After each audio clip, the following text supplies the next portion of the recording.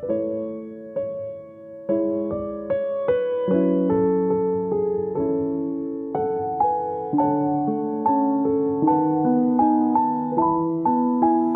오늘 본문은 우리가 보아야 될 본문은 믿음의 선조 노아입니다. 첫째 날 보았던 아벨의 예배, 두 번째 어제 보았던 에녹의 동행, 그리고 오늘은 노아를 통해서 노아의 구원을 우리가 살펴보겠습니다. 노아의 이야기는 우리가 잘 아는 것처럼 노아의 할아버지 이야기, 노아의 홍수 이런 이야기로 해서 어릴 때부터 많이 보아왔죠. 창세기 6장에 나옵니다. 그런데 창세기 6장에서 처음 나오는 것이 아니라요. 우리가 어제 에녹을 보면서 무드셀라를 보았던 것처럼 5장부터 하나님의 뜻하심이 노아를 향한 하나님의 뜻하심은 6장에서부터 나오는 것이 아니라 5장에서부터 나오고 있는 거죠. 우리가 어제 보았듯이 에녹의 아들의 이름이 무드셀라였죠. 무드셀라가 969세를 살아가면서까지 오랫동안 하나님께서 살게 하셨던 이유, 왜냐하면 무드셀라가 죽으면 이 세상에 심판이 오기 때문에 하나님께서는 한 명이라도 더 돌아오게 하기 위해서 기다리셨던 하나님의 마음이 이제 어제 우리가 보았었죠. 그런데 사람들이 돌아오질 않았어요. 왜냐하면 무드셀라라는 그 이름을 통해서 말로 전하니까는 눈에 보이는 어떤 것도 없었기 때문에 시간이 지나고 기다려도 안 돼서 드디어 하나님께서 이제 칼을 빼낸 거죠. 그리고 이제 시각적인 효과를 나타내기 위해서 이제 배를 만듭니다. 그 배를 만들어도 하나님께서 잘 보이도록 산에다가 배를 만들었죠.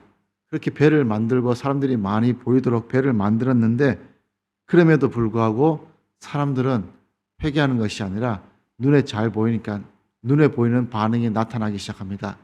손가락질하고 비웃기 시작합니다. 이것이 사람들의 반응이죠. 잘못을 돌아보는 것이 아니라 거기에 대해서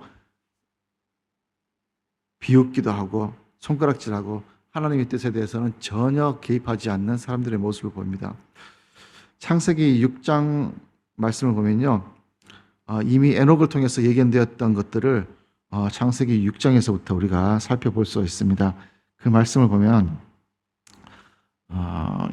이렇게 5장 6장 7절을 제가 한번 읽어보겠습니다.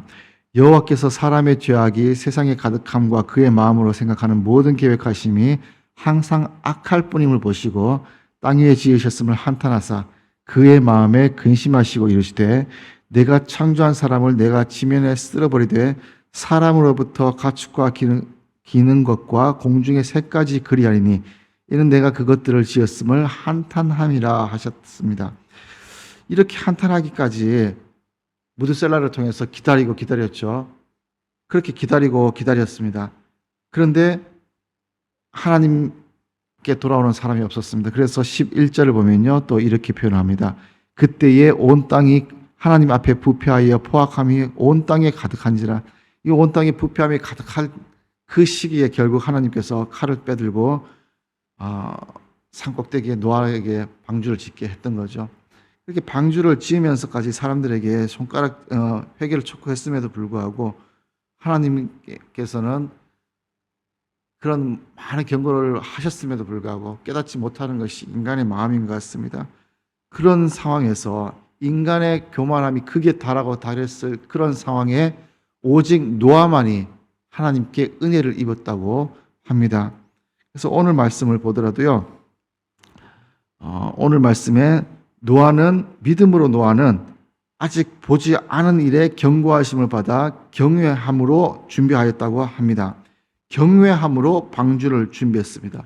눈에 보이지 않는 것임에도 불구하고 눈에 보이지 않는 그 경고하심, 똑같은 다른 사람들과 똑같은 경고하심을 받았음에도 불구하고 다른 사람은 믿지 않지만 노아만큼은 믿었습니다. 그리고 그 경고하심에 대해서 경외함으로 방주를 준비했던 거죠. 이렇게 경고하심을 받았다고 하는데 이 경고하심, 크레마티스테이스라는 헬라어 단어를 썼습니다. 이 단어가 신적인 의사소통 또는 하나님으로부터 응답, 신탁의 의미가 사용되어 있는 단어입니다. 당대 완전하고 의인이었다고 얘기하는 노아가 하나님과 직접적인 의사소통을 하면서 이제 받은 거죠. 아직 보지 않은 일에 대해서 경고하심을 받고 한 번 또 홍수라는 것이 없었던 그 당시에 홍수라는 것을 이야기를 하고 배를 만드는 것을 지시를 합니다. 한 번도 배를 만들어 보지 못했어요. 뭐 작은 통통배 만드는 것도 아니고 큰 배를 만들려고 하죠. 근데 어떻게 만들지 몰랐어요.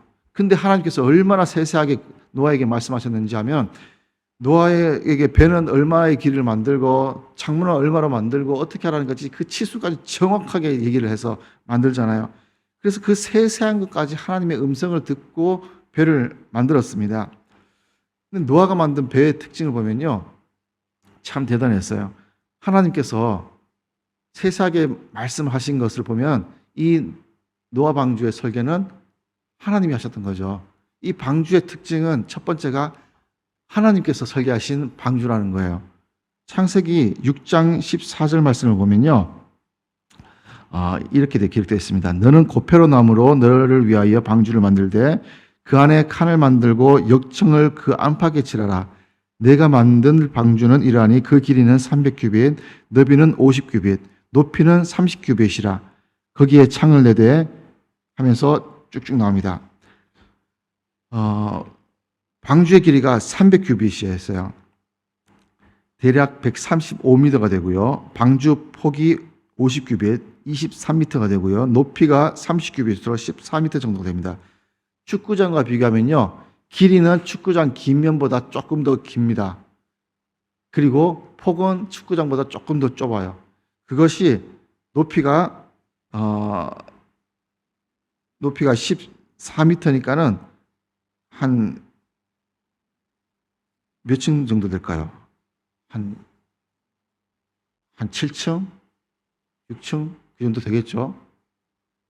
그 정도의 배를 높이를 만든 거예요. 배를 한 번도 만들어 보지 않은 노아가 만들 수 있었던 것은 그 설계도가 하나님께서 하시고, 무엇부터 만들어야 될지 모르지만 그 하나하나가 하나님께서 말씀을 하셨던 거죠.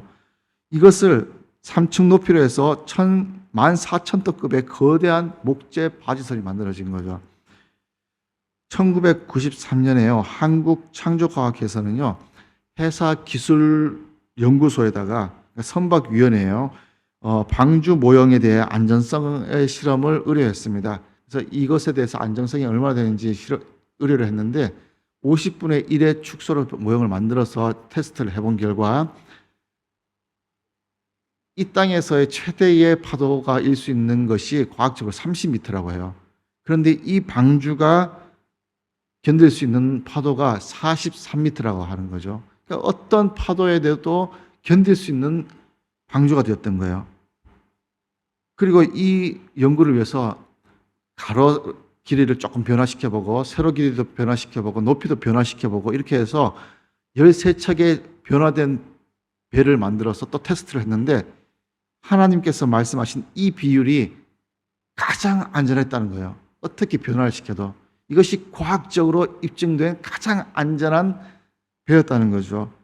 그래서 실제로 이 방주의 치수를 그 비율을 맞추어서 만든 배가 미국의 군함인 오레곤 함정이라는 것이 있는데 이 함정이 미국 역사상 가장 안전하고 견고한 함정으로 역사에 기록되어 있습니다. 이렇게 하나님께서 설계하신 이 기술이 현대 과학으로도 가장 안전한 배였다는 거예요. 당연하죠.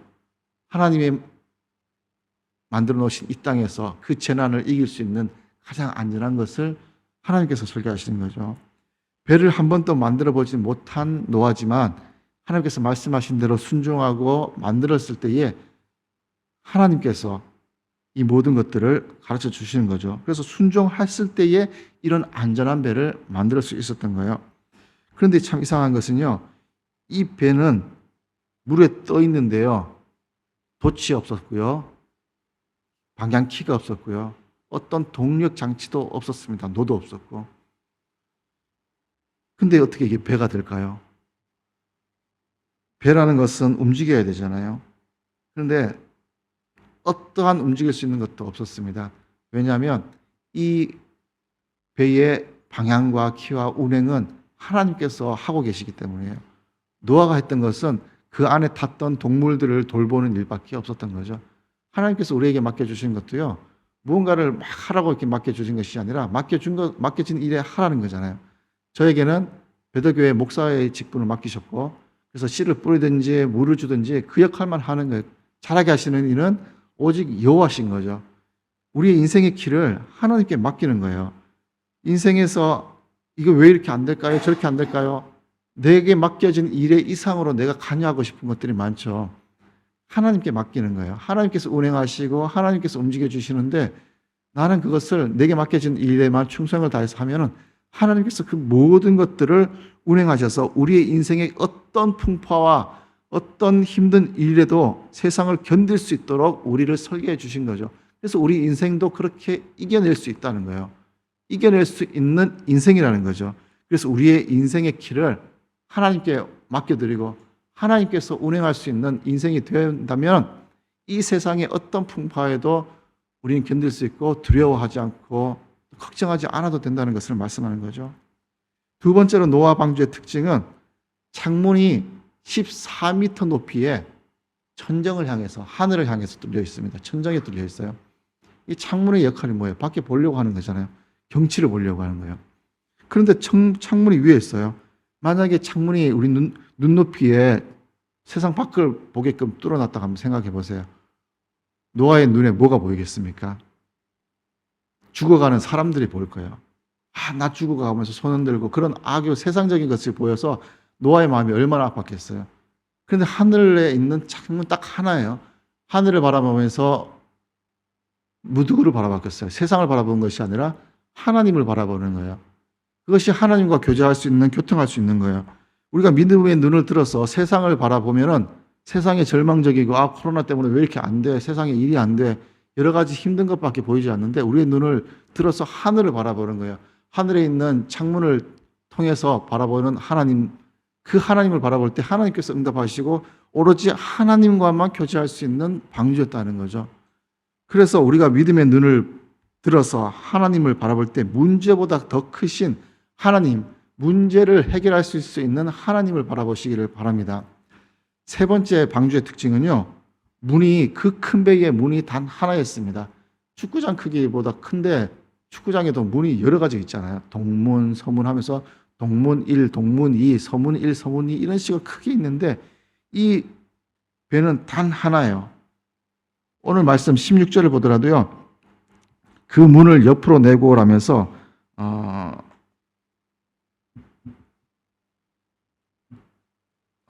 창은 내고 또 문은 옆으로 내고 상중하 3층으로 할지니라 하면서 문을 내는데 밖으로 통하는 문은 단 하나예요.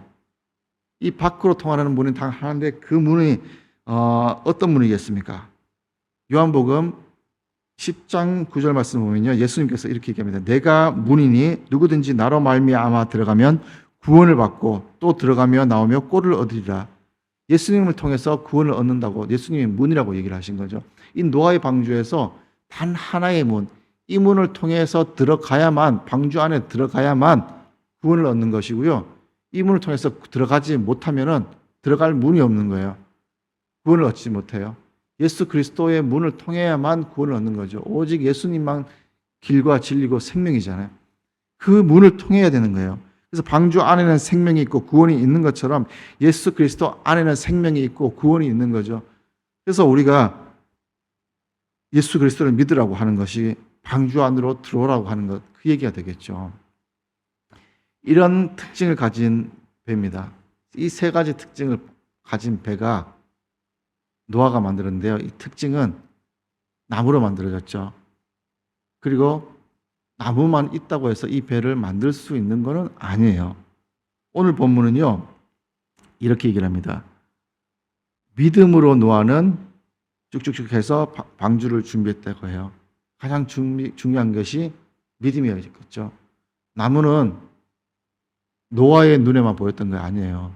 세상에 죽어가던 그 모든 사람들도 눈앞에 나무는 있었어요. 그런데 그 나무로 배를 만드는 노아를 손가락질하고 비난했죠. 왜냐하면 믿음이 없었기 때문에요. 결국 믿음이 있어야 그 배를 만들 수 있다는 것을 우리에게 말씀을 하는 거죠. 노아는 자신의 지식과 상식으로 경험했던 것도 아니었어요. 이해할 수도 없었을 거예요. 그럼에도 불구하고 사람들의 손가락질이 있음에도 불구하고 배를 만들었어요. 그 손가락질을 120년 동안 받아왔던 거죠. 노아가 119년까지 만들다가 배가 거의 다 만들어졌어요.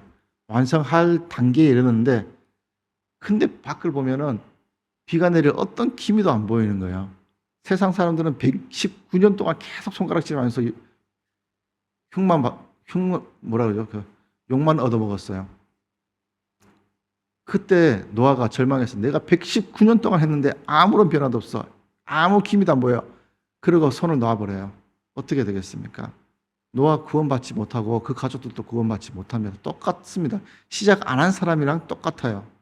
그래서 우리의 믿음과 순종은 끝까지 이어지는 것이 필요한 거죠. 어떤 세상의 비난과 손가락질이 있어도 끝까지 이어지는 말씀의 순종함이 있어야만이 구원받는다는 것을 우리가 아는 거죠.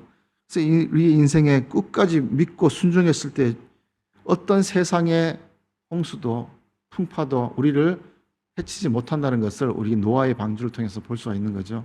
그 시작점이 노아의 믿음이었다는 거예요. 그리고 노아는 마지막에 구원을 받았죠. 끝까지 순종함으로 구원을 받았습니다. 그리고 그 구원은 노아만이 아니라 노아의 가족에게까지 영향을 미쳤습니다. 만약에 이 노아의 가족이 우리 아버지 좀 미쳤나 봐. 오래 사시다 보니까는 산에다가 배를 만들려고 해. 이런 소리를 듣고 자녀들이 따르지 않았다면 또 어떻게 될까요? 이 자녀에게도 노아는 완전하고 의인으로 삶을 살았던 거겠죠. 그러니까 어떤 이상한 소리를 해도 세상 사람들이 믿지 않는 그런 소리, 비난하는 그런 소리를 하더라도 이 가족은 아버지를 믿었던 거예요. 그의 삶이 가족들에게는 완전한 삶으로 비춰졌던 거죠. 그 삶이 있었을 때에 노아의 가족들은 그의 말을 믿고 함께 배 만드는 일에 동참을 했어요. 120년 동안요, 살아가기 위해서 생계일을 했고, 생계일을 하면서 자신의 돈을 들여서, 자신의 노력을 들여서 배를 만들었던 거죠. 그 수고를 있었던 거예요. 그래서 방주를 만들었죠. 이 방주라는 단어가요, 페파트라고 합니다. 페파트, 히브리어로. 이거는 나무 상자라는 뜻입니다. 나무 상자. 그래서 이 뒤에 또 어떤 단어가 언제 쓰였냐면요, 모세의 어머니가 모세를 갈대 상자에 넣을 때 그때 또 이 단어가 쓰입니다. 구원시키는 갈대 상자라는 거죠. 나무 상자를 얘기해요. 이 방주가 살리는 상자였던 거죠. 자신만이 아니라 믿음을 가진 그 노아를 바라보고 믿었던 가족에게까지 영향을 미쳤던 거죠. 이제 말씀을 마무리합니다. 노아의 방주를 보면서 깨닫는 것 세 가지가 있었습니다. 우리의 인생 키는 하나님께서 잡고 계시다는 것을 보았고요. 방주의 창문이 하늘로 나 있다는 것은 우리가 세상이 아니라 하늘을 바라보라는 것을, 하나님과 교제하라는 것을 보았고요. 그리고 이 배에 단 하나의 문이 있었다는 것을 통해서 우리가 예수 그리스도를 통해서 구원을 얻을 수 있다는 것을 얘기를 했습니다. 방주로 들어가야 된다는 거예요. 페바트.